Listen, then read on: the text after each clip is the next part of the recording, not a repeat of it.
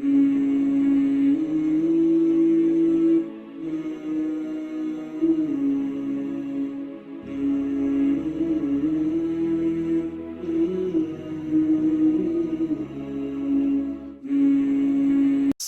alaikum. I hope you're all well.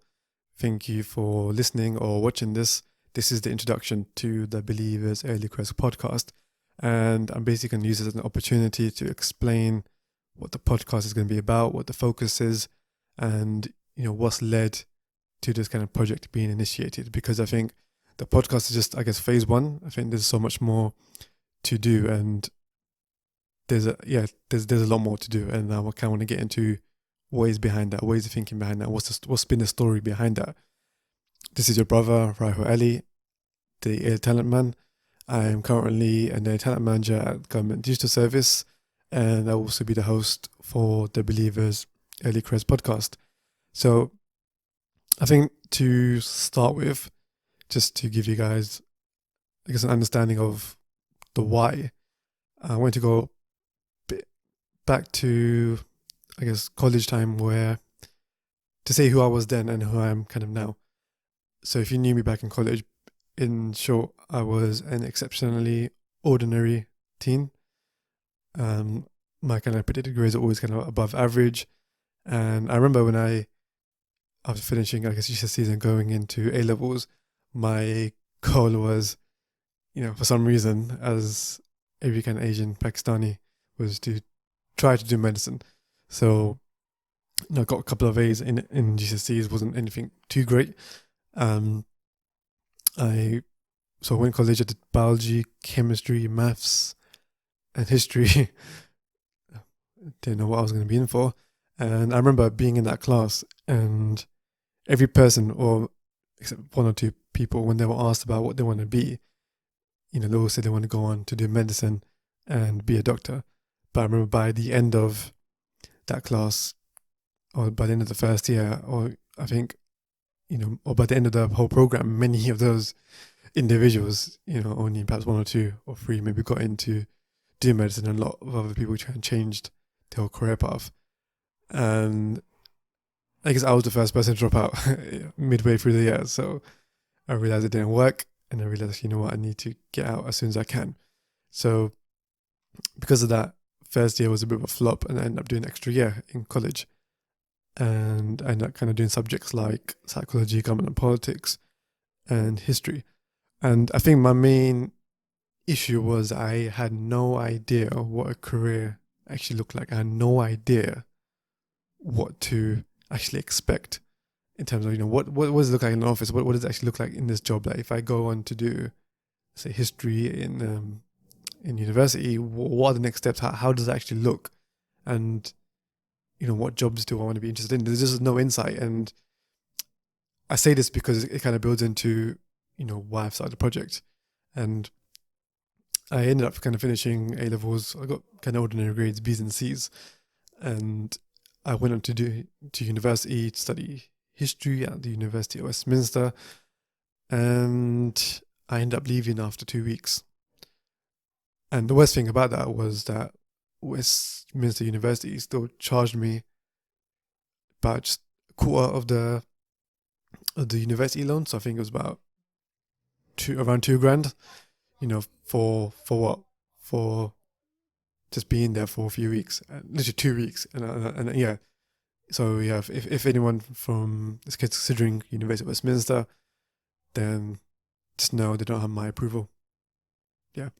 Anyway, so I left university after 2 weeks, and again, I had no idea what I wanted to do. And the student union at the time, when I was trying to ask for advice or guidance, it was a continuous cycle of going round and round and round in circles to this department, to that department, and they had no idea what to do. And so I didn't feel that I was supported at all, and I didn't know who I could turn to or who I could go to discuss, this issue. And I think this is kind of one of the challenges, was not having access to those informal networks, not having access to those people that can kind of give you insight. And coming from a family that no one's really kind of been in university, in my side anyway, there was no one to talk to help navigate that process. And I think these are, little barriers that make a big difference in terms of outcomes and succeeding in whatever it is that you want to do. So I ended up leaving university, and I went into the real life world of retail in EE, being a sales advisor. And yeah, at the time, as a person, I never really had much ambition. I never really had any drive to want to be something or to really succeed. It was more of just kind of, get by, maybe get a comfortable job and, enjoy playing PlayStation Project Football, whatever it was, and get by and live a comfortable life, which I guess isn't a bad thing to have as long as you're going about it in the halal way. But it just wasn't really any drive or ambition. And there wasn't, I think the underlying issue was there wasn't any confidence to, be ambitious or to feel that I could be successful. Because when you associate professional careers from my age, just a few years back, I would, associate it with, as many people have would, the kind of typical kind of middle class white man in the suit and the briefcase who speaks very well, looks very well, and doesn't have a beard, or just, doesn't really look like me, or doesn't in any way, shape or form relate to me. And therefore, how could someone like me kind of fit in terms of, thinking about the bigger picture, thinking about professional careers when I don't even talk how they talk, or I'm just kind of like a typical guy from East London. How would I even fit in? So I left university. Thankfully, I managed to secure a job at EE. But if I'm honest, it wasn't a sales advisor job as the whole. It was an apprenticeship, a level 2 apprenticeship. So I actually went down from working towards a level 6 to going back down to a level 2 qualification. And that was a bit annoying, I think, in some respects. In terms of, it was kind of a bit of a hit. At least I had some ambition in terms of, wanting to achieve something meaningful. But then from going down from working towards a level 6, going right down to level 2 was a bit like, that's a bit of a steep drop. But I needed to find something, after dropping out of university, to kind of convince my parents that I'm going to be doing something, because the last thing they would have wanted was for me not to be doing anything and just sitting at home, which I could understand. So I worked in retail for up to 89 months, and there's many life lessons learned, to say the least. And I think many people that have had some retail experience or some frontline customer service experience can relate, where you kind of find common sense isn't so common, but kind of learn a lot about people. You kind of learn how to communicate. You kind of pick up on some of the soft skills. And I think for me, I really enjoyed that part. And I really enjoyed kind of delivering a good customer service and helping people. But then, you find in retail, the environment I was, that it wasn't that ethical in terms of how sales were being done. And that was the norm. Managers really mainly cared about their bonus and didn't care too much about the ethical side of it, in terms of you actually mis-selling something to people that are coming in genuinely to maybe for issues, wherever it is, or to make a bit of commission and a profit, which is what I guess being a sales advisor was all about. But I think from a faith perspective, and being, I guess, trying to become practicing, I think a lot of people go through that, where they find when they start to become practicing, there's quite a few barriers or challenges around that push that back. So I guess one of my challenges was, how could I become like a practicing Muslim, where even in my store when I was working, it was kind of full of Muslims, but the practices there were just against what the whole faith teaches about. It was very dishonest. It was very kind of money orientated. And even when praying Salah, like I remember going to pray, and one of the managers was like, make it quick, and he was a Muslim. And I was thinking, from my experience, even working with non-Muslims, I never had that kind of thing where you get pushed to pray quickly just so you could go back to the shop floor and make sales, and they can make their money in bonus. So I thought, no way, this isn't going to work at all. And learned, the value of faith and trying to keep hold of it, and how work can challenge that. So from there, I kept applying for apprenticeships. I kept, looking at different ones, and I kind of planned at least 4 or 5 months, before I managed to get an apprenticeship, to keep applying and to keep trying. And I remember finally coming across the civil service fast track apprenticeship, which ticked every criteria in terms of, is it a respectable job? Yes. Is it stable? Are the prospects in being permanent and progression? to an extent, yes. Did it pay well? Paid very well for an apprenticeship. It was a qualification level. It was a level 4, so I did a level 4 business apprenticeship. And is there variety in the work? Like, am I only going to be limited to do one thing, or is it because I'm in government I can have exposure to a lot of different areas and move around and try to figure out what I like? And it definitely did tick that.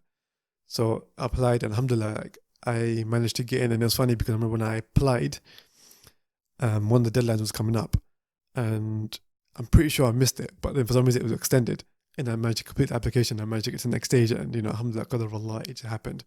I went through the whole assessment stuff, and I managed to get in. I knew I had to go all that. And I remember being in the shop floor at work and getting the email and saying to the customer, I'm just so happy that I'm finally getting out, basically. I'm finally getting off this and getting something respectable. I had a good 2 months off, and my first job as part of my apprenticeship was going to be in the Department for Work and Pensions. So I had no idea what to expect. I had no idea how it would look. But yeah, I just went with it. My first role was a decision maker, which is quite a tough role. So if I'm to describe it in any way, if you guys are familiar with Job Seekers Allowance, so this is the other one, employment support allowance. So people who are kind of a bit too sick to work would go to be assessed. And in many cases, the ones that I was dealing with were the ones that I failed. So essentially, you kind of had to get that call that they failed the assessment, and the benefit stops from that date. And that was tough because we had some really vulnerable people as well and not even vulnerable people, but people that have been off work for many, many years and receiving benefits, being told all of a sudden that your income stops from today and you need to find a job. But there was ways to kind of appeal it, but like, can you imagine your first job being like your first proper job being something like that and having to deliver that news? Yeah, it's not what you would have expected from a government apprenticeship, to say the least. I think it was quite valuable in the sense that it taught me about the impact of kind of frontline government policies in terms of what impact it has on people. So I think even if you're doing retail or whatever kind of frontline job, it kind of keeps you in touch with the people, and I think that experience is always valuable. So I would always recommend some sort of frontline experience, whether it's in an office or if it's in like a retail job or like any kind of voluntary thing. It's always valuable to have that exposure. The apprenticeship experience, as you could probably tell, wasn't the best. I think the team kind of realized that this role isn't really given the development or the extra opportunities that the apprenticeship was meant to give.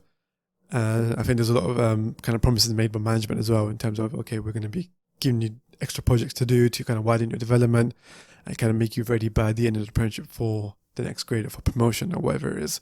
But I continuously found that was never happening. Business needs kept coming forward and kept pushing back any plans.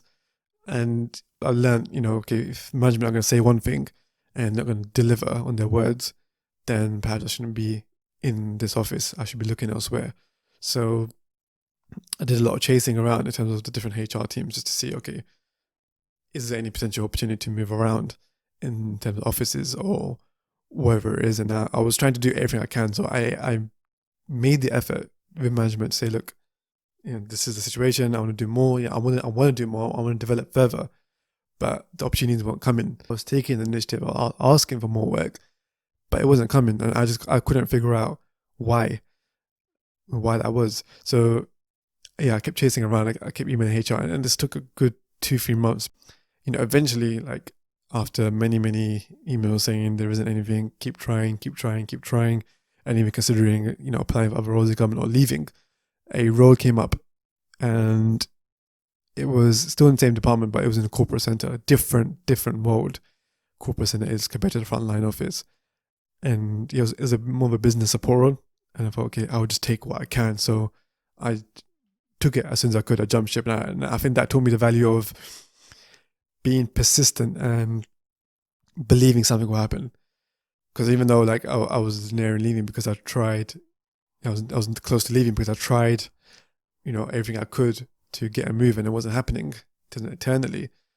I always knew, I've got to keep trying, and maybe something will give. Even if I have to go out, something will give, and this needs to change. And I believe that if I keep trying, whatever it is, it will happen. And I just persisted consistently and kept emailing, kept doing things that I could, and eventually, the opportunity came after continuously emailing. So alhamdulillah, then I moved to the business support team in the corporate center, and this was like, I guess, the ideal life I imagined, where you get a laptop, you can work from home. There wasn't as much micromanagement. It was more, here's the work, this is what you got to do. And it was a lot more flexibility, it was a lot more informal, it was a lot more nicer, people a bit more kind of calm and friendly, understandably so. And I was enjoying that to an extent. Yeah, I kind of liked that. And I was working with 2 deputy directors. When I had the initial discussion, my hope was always, okay, would there be scope to do more work in terms of to, really push myself forward and develop? And the answer was yes. And I was like, okay, perfect, let's do this. And as time went on, and the 2 teams I was supporting doubled in size, and I found myself in a position where all I was doing was booking meeting rooms and managing inboxes and doing that stuff, and I wasn't, again, getting that kind of extra project or development that I needed because I was being stretched in the job. And I think they were aware of that, but again, there wasn't that support, understanding, in terms of offering the opportunities, or there just wasn't that complete understanding. Like, they didn't get it, that I'm an apprentice, I want to develop, I want to get more exposure, but rather it was more about, okay, what do the business need, and just prioritizing that. And again, where I was in that office, I think on that whole floor, about 200 staff in that specific business unit, I think there was probably about 3 or 4 Asians, or even, I don't really recall seeing a black person, even maybe 1 or 2. I think maybe there was 1, but it was very, very white dominated, which wasn't a big deal initially, to be fair. I didn't see it as a big issue. I eventually saw it as a barrier, because when it came to their networking and when it came to their socializing, it was all about drinks, it was about alcohol, and I couldn't ever get kind of involved in that. It isn't an environment for a Muslim to be, and I wouldn't want to compromise my faith and belief for that, and my identity for that. So it was just a bit of a tension there, and I think the motivation started to drop, because I was just kind of doing the same thing, and perhaps I could have been more proactive. Like, I do acknowledge that, and perhaps the motivation dropped to the extent of where I didn't really like even talking face to face. I preferred emailing rather than calling, or going to an individual face to face to get something done. And I think that compounded, and the performance got a bit of a hit, and it wasn't looking too good, to say the least. I could tell my, I guess, directors didn't really, I felt that they didn't really want me there, but they didn't really say it, because I was an apprentice and they couldn't say much at the time. But if I did leave, they knew I was passionate or interested in kind of youth development stuff, that they would happily let me go. But I had that in mind, so I completed my apprenticeship in that role, and I kind of knew that I need to get out. And I started looking at other jobs, and at the same time, I was trying to get involved in other roles. I did apply for internal roles, like try to get into policy, because the rate of development and progression in policy profession is crazy. But again, it just wasn't happening. It just wasn't happening. And, I say that to emphasize that is because, and I think many young people may relate, where, you're applying for jobs, you're trying to maybe take the initiative, or maybe you're not taking enough initiative, but you think you're in a place where you think you're making the effort, and all you're getting is rejections, all you're getting is no's and no's, and you can't really find anyone that can kind of give you that guidance and that kind of give you that push to say, okay, you can do it. This is what you need to do. This is some of the things you can look at. These are some of the people you can speak to. There just wasn't anything like that. Like, I couldn't find that relatability. I couldn't find that connection. And I was thinking, am I in the wrong place? Should I even be, working in government? But I always knew from, when I started, that there are a variety of roles in government, which is why I applied initially. And I found a role which was a diversity events coordinator. Now, because the apprenticeship didn't give me the development I needed, I didn't feel at all confident to apply for a promotion. And there were people kind of around me, whether they're apprentices or just general staff that, were getting 1 or 2 promotions, and I was just feeling left behind. And I was thinking, what is going on? Why am I not kind of getting my breakthrough, basically? And at the same time, started reading some books, and I came across the Productive Muslim book from Mohammed Faris, who I speak to in episode 2. And that kind of helped me in terms of, I guess, started becoming a bit more productive and started becoming a bit more kind of thinking, okay, how can my faith relate to my role? And to how can I kind of reconcile that kind of those conflicts? Does it have to be, as they say, deen versus dunya? Or surely there should be a way where it combines together and you work towards the deen and the akhirah. So I applied for the role of diversity events coordinator, and I went to the interview panel, and they were all diverse people. Like, there was one Asian guy, one Asian girl, and one black guy. And I felt at home, to say the least. I felt, okay, I might have a chance here.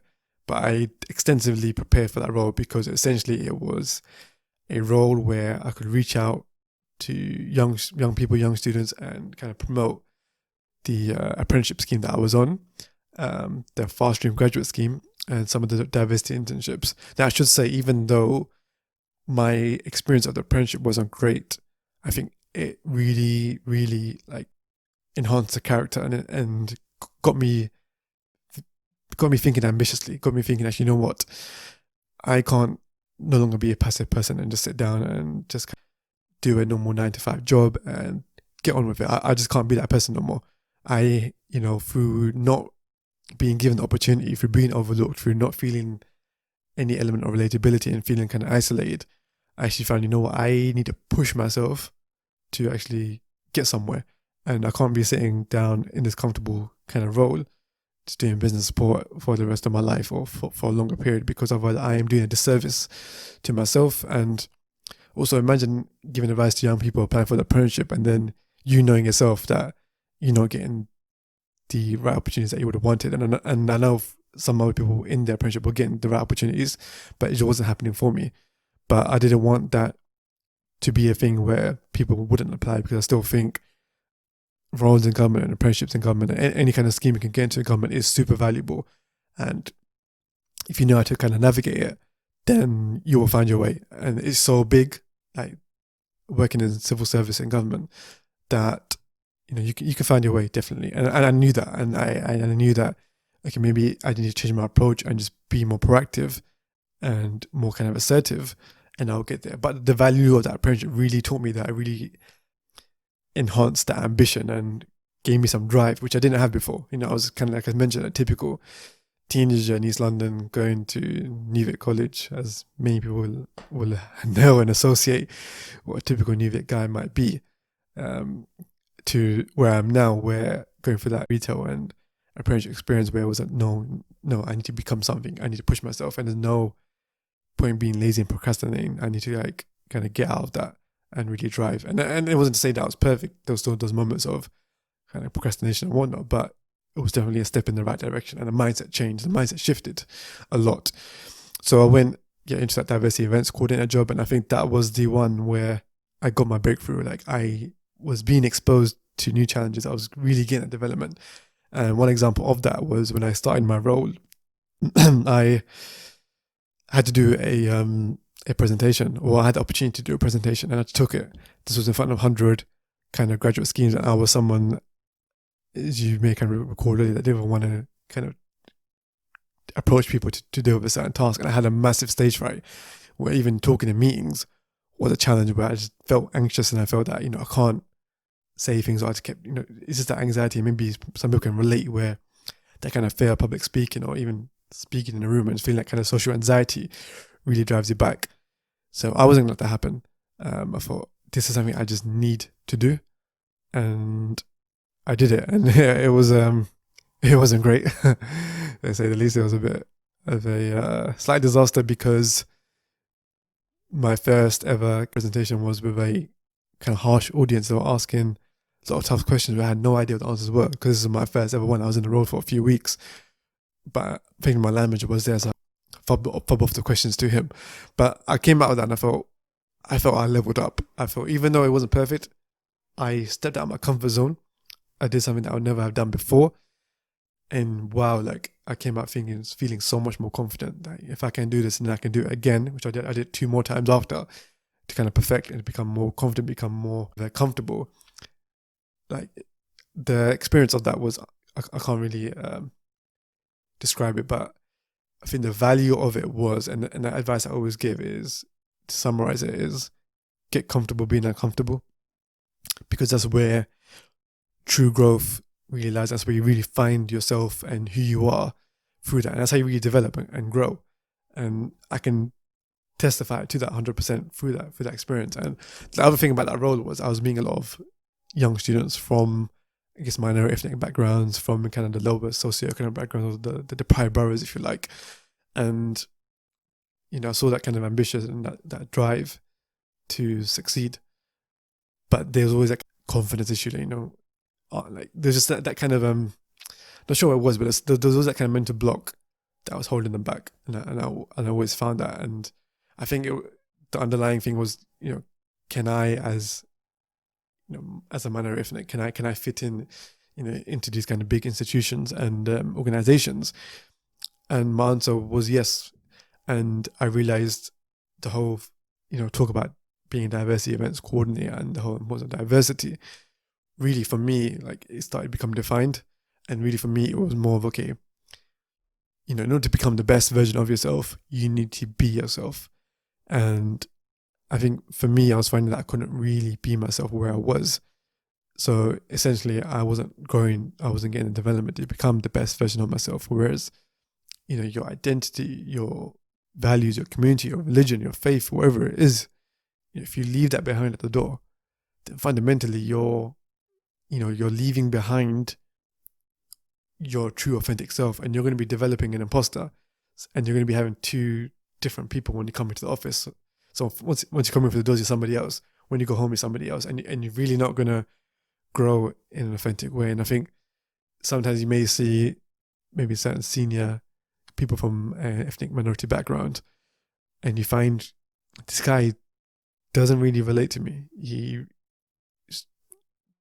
just talks like a white man. He lost his kind of roots. He lost understanding. How can I relate to that? And I think I found that as well. Sometimes I see senior leaders thinking, how can I relate to you where, you know, faith and your identity isn't even that important to you no more. You've kind of just been diluted and kind of fitting in with the management. And what's the whole point of diversity and representation from our kind of, for someone like an Asian like me, going in, if I'm going to become the same as everyone else, you know, where does the whole diverse element go? And I think to really drive real representation, it is a case of knowing who you are, knowing what values are, knowing what you stand for, and bringing that in to the door, and, you know, really representing and being that voice for your community in these discussions, in these meetings. And it's very subtle, but it makes a big difference. You might be thinking, how can I do that when, you know, I'm just a young student, or I'm just a young person that I don't know, I don't have my confidence yet, I don't have my voice yet. But I think if you kind of just build in that seed at the start, then as you grow and develop and become more experienced, then you realize where that voice kind of counts. And yeah, that's the message about, you know, being really driving representation and diversity came from. And I realized the importance of that. And I realized, you know, I can't be giving this message to these people, these young people, and not doing it myself and kind of sticking in the same grade. So I thought, I need to push myself more. I need to do more and to keep developing. And I even done stuff like workshops at universities and stuff like webinars, and even getting involved in kind of marketing stuff. So I really put myself out there to the capacity I could. And I think I developed and really grew my confidence. And I think confidence is one of the underlying things that if you have it, your growth and development will accelerate. If you don't have it, it just stagnates and holds you back massively. So from that role, I then applied for a talent manager role, which is literally the perfect step up. I did apply for fast stream at the same time, and I applied for the promotion role in my team, but that didn't happen, which for whatever reason. But alhamdulillah, it opened another door, and I realized rejections, you know, I saw something about rejections being a redirection, and I saw that for myself. And because I didn't get through the fast stream, I got through like quite a few stages actually. I was ready for assessment center, by the way. I didn't pass one of the online stages, which is annoying. Those rejections, like when I think about it now, because of that, and because of moving into the A talent manager role, is how I got to where I am today. So the A talent manager role has been really interesting in terms of just it being my own role, me owning it. And there's a lot of talk about social mobility, which is why I'm coming to this now. There's a lot of talk about social mobility and driving representation. And, upon reflection, I realized when I was doing the events, when I do a lot of this work, when I go to these talks, when I go to these webinars, when I go to these kind of early talent kind of discussions about apprenticeships and whatnot, I find that maybe the diversity of people in those groups just isn't there. Like, I think either I'm maybe one or two, three of the only, colored people in these kind of big conferences and discussions. And I'm thinking, okay, these guys are talking about social mobility. These guys are talking about, driving changes and, doing all the good stuff, which is important, for those from minor ethnics or those from kind of lower socioeconomic backgrounds, or whatever it is important. But if these lot aren't, from these kind of backgrounds, from minor ethnic background themselves, how can they really understand the issue? How can they really relate to the issue? How can they kind of identify the solutions? And I think seeing that, I realized, like, I think they are doing good stuff, but I don't think they're going to be doing, enough for our groups, especially Muslims in particular. And I came across a report about the social mobility challenges young Muslims face, and I realized, wait a minute, there's actually been a report on this where people have actually discussed this issue and have actually said that young Muslims face an added kind of challenge in terms of progressing in their careers, and like their educational attainment isn't related to employment and kind of success, and there's a lack of access to informal networks and a lack of access to insight and advice and mentoring, all that kind of stuff. I was thinking, wait a minute, this is everything I kind of went through. This all makes sense. This all adds up. Why didn't I see this report earlier? Why did I know about this earlier? And then it was just like, wow, like they actually did a report on this. And because I'm in the government, I thought, okay, let me see if there's been anything done about it. So I sent a lot of emails out to Department of Education. I even kind of got in touch with one of the lead researchers of that report and asked, has there been a follow-up? Has there been anything done? And the answer was no. Like there was like about 12 recommendations, which I mentioned in the research and the full findings, but the answer was no. There was nothing really being done. And I was like, okay, wow, like what's going on here? Why isn't there anything being done? This whole issue has been documented. And it's not really a challenge that people speak about much. I mean, when we talk about the youth, we always talk about typical kind of youth issues. Oh, the youth are doing this, the youth are doing that. But then when it comes to that kind of second layer of career support and, given that access to opportunities, if it's showing there's kind of a lack of access to it, to the informal networks and whatnot, then why are we not doing enough about that? Why as a community are we not talking about that more? And perhaps it's because there aren't really any or many Muslims in the early talent space, or where there are Muslims, it's in certain organizations or just in certain kind of pockets of space where they're doing what they're doing in terms of their particular objectives or role, but they're not kind of thinking of the bigger picture. Or maybe they are, but they're not being given the voice or getting the exposure, or you just don't really hear about them. So lockdown came, COVID-19 hit, and I found myself with a lot of time, and I thought, okay, I'm listening to podcasts like Freshly Grounded, which I find quite good. And I never ever considered myself to ever want to do a podcast, anything like that. But then I thought, okay, if I hypothetically thought about it, how would it look? So I started to design a logo. It came out quite nice. If you look at it, it's not too bad. I did it myself. I thought, let's see how this would look. Then I thought, okay, what would it be called? What else? How would the intro look? And I was just hypothetically imagining it because I had time. I was doing it at the same time. Then I started looking at like stuff like the mic recorders. And I was thinking, wait a minute, should I do something here? Has there been anything done in regards to a podcast to give insight into different career paths for young Muslims? Is there kind of anything that connects the stories of Muslim professionals to young Muslims and gives that insight and kind of advice on how to navigate their profession or their role or those kind of career paths as a Muslim? And I think there wasn't. I couldn't find, anything on that. And, even when I was doing the events, I actually found the best part of the events that I used to arrange were the career stories, where you could hear the stories of, people that have been on the schemes or in the role that can tell you about what they've learned and their advice. So I thought, okay, let me see if I can start something here. So it's kind of Ramadan time. I was looking at, okay, what can I order? How does this kit work? How does the setup work? Because this is me paying out of my own pocket and not being funded or anything like that. And at the same time, I thought, let me do a bit of research in terms of, I don't have many networks or exposure to the Muslim youth, but let me see if I can do a survey to kind of gauge some views on what they need in terms of career support. So I sent the survey out, which I think about 77 people filled in, and the responses were very valuable, and it all kind of added up, like what I was trying to do and what they were kind of saying. I think there was a need for it, I could tell. So that's why I've started the podcast. But then upon kind of even more research, I think there's more that needs to be done. I think there definitely needs to be mentoring. There definitely needs to be more employer engagements. And there needs to be a voice for, Muslim youth. Like, I came across the Youth Voice Consensus from the Youth Employment Charity. And that was pretty cool in terms of how much information they give. But very out there, I think just over 1,000 responses. Only a small number were from minor ethnics, and then probably a smaller number were actually Muslim. So I think even stuff like trying to do a Muslim youth consensus to try to determine what are the challenges, what are the youth saying, how are they feeling, and what does the actual kind of evidence or the data say? Can we make some changes or come up with some solutions rather than making assumptions that the youth are all like this? I think the youth do have a lot of potential, but whether it's social media or the toxicity of being exposed to the negative influence of the society, it's difficult in terms of trying to balance faith, who you are as an identity, and kind of navigate in the world, especially like exam stress, education stress, social media stress, finding a job stress, COVID-19 impact on jobs. There's a lot of challenges, and I think rather than pointing the finger, we need to look at what can we actually do to support the youth. Hence why I've done the whole research and report, which you can find a lot more detail about what I'm thinking in terms of what should be done.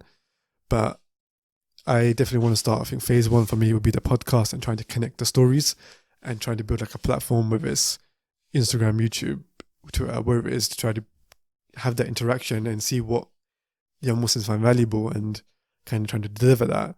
And then looking at, okay, can this potentially expand to a more of a structured mentoring program between Muslim professionals and young Muslims, and then looking at how we can go on and do more. So for me, I think that's the kind of story behind this. Social mobility is important, and I think I've kind of learned the value of it by going through my experience and knowing that I didn't have access to these things that I didn't even know at the time were useful. I didn't even know at the time there were barriers there that others, had as a privilege, that they others from more kind of privileged backgrounds had these networks, had these kind of socialization, had this kind of networks to access opportunities, internships, stuff like that. And then I realized as a Muslim, we're falling behind, and we're going to continue to fall behind unless we do something about it. So this is a start of something, and I've kind of gone on for a long time, but this is why I'm doing what I do. This is why I think it's important, because if you really want to drive and improve the community and improve, the condition of the youth, as we say, then we need to look at how can we support them. And I think a lot of Muslim professionals are passionate about it. Is how can we facilitate that? And yeah, if anyone's listening to this, my main ask would just be to promote this and to really get more people kind of following and building up that following and building up that voice, so we can have that say and potentially have a say in discussions about social mobility. Make sure they include Muslims. Look at, okay, now we've got an organization that perhaps is connecting to young Muslims, can get their voice, get their opinions. We should be on the table when they're talking about social mobility and talking about the policy and talking about how they're going to support the disadvantaged groups. And being a Muslim shouldn't be a disadvantage. If anything, being a Muslim and trying to view careers from a barakah point of view, from a point of view where we change how we view like a typical 9-to-5 job and view in the lens of our faith and our identity, then I think if we need to do that, like, we can change a lot of outcomes. If we can instill confidence, if we can instill belief, then we can, really inspire our young Muslims to achieve excellence. And I think the podcast and interactions on socials will be largely about that. And I think there will be emphasis on mindset and barakah. Because I think fundamentally, if we've got a barakah view in mind, then we're going to be ahead of the game. Rather, if we're playing in the same paradigm or in the same game as everyone else, where if we hustle hard and work extra hours, 9 to 5, not 9 to 5, like 8 to 8, or whatever, and just make work the full kind of centric of the life, then they're kind of defeating themselves. And I think as Muslims, we shouldn't be competing with that. We should be viewing careers from a barakah lens. Because if we are, and then first and foremost, we have the support and, from Allah, and we have the faith in Allah, then, we're going to go far from that alone. And then, if we can start to embed in other things like confidence, like belief, and connect the practical side of things, connecting Muslim professionals to young Muslims and giving that support, then from that kind of careers point of view, I think we can drive some positivity and some change. And hopefully it will be a platform to look at other issues as well, such as Islamophobia, such as family challenges and different things. So there's a lot of opportunities, and I'm going to end it here. But, if there's any comments or views or any reflections, please do share. But I've spoken an awful lot, and I was hoping this would be a 10-minute thing, but I've gone on for a good 40 minutes. So if anybody has actually listened to this, well done. Thank you for listening. I really appreciate it. Assalamu alaikum. Please do follow us on our platforms where you can. This is your brother, Rahil Ali, the early talent man and early talent manager at Government Digital Service. Assalamu alaikum.